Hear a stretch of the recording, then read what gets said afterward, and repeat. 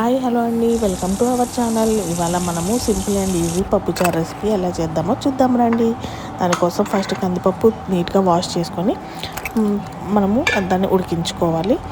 దాని తర్వాత అది పక్కన పెట్టేసుకొని తాలింపు వేసుకోవాలి. మనం పప్పుకి ఎలా తాలింపు వేసుకుంటామో అలాగే ఎల్లుల్లిపాయలు, తాలింపు దినుసులు, ఎండుమిర్చి, ఇంకా దాని తర్వాత ఆనియన్స్, పచ్చిమిర్చి, కరివేపాకు వేసి తాలింపు మగ్గనివ్వాలి. దాని తర్వాత కొంచెం ఇంగువ కూడా యాడ్ చేసుకోవాలి. ముందే వేసేస్తే ఇంగువ మాడిపోయిద్ది. కొంచెం అలా ఆనియన్స్ అవి వేసాక వేస్తే ఫ్లేవర్ బాగుంటుంది. తర్వాత టమాటాస్ కూడా వేసేసుకొని కొంచెం సాల్ట్ వేసి మగ్గనివ్వాలి. దాంట్లోకి ఇప్పుడే మనం పసుపు, కారము, కొంచెం మెంతులు, జీలకర్ర పౌడర్ వేసేసుకుంటే పచ్చివాసన పోయిద్ది.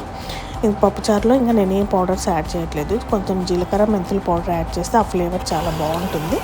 దాని తర్వాత స్మాష్ చేసి పెట్టుకున్న పప్పులో మనం చింతపండు పులుసు వేసుకోవాలి. ఎంత క్వాంటిటీ మన క్వాంటిటీని బట్టి అది వేసేసుకొని తాలింపులో వేసేసి ఒక పొంగు రానిస్తే సరిపోయిద్ది. ఎక్కువ మరగించాల్సిన అవసరం లేదు. ఇది పప్పుచారు కాబట్టి తగినంత సాల్ట్ కూడా వేసేసి మనము టేస్ట్ అడ్జస్ట్ చేసేసుకొని ఒక పొంగు రానిచ్చాక దించేసి ఇంకా దానికి మనం పైన కొత్తిమీర వేసేసుకొని ఇంకా సర్వ్ చేసేసుకుంటే ఈజీ అండ్ టేస్టీ పప్పుచారు రెసిపీ.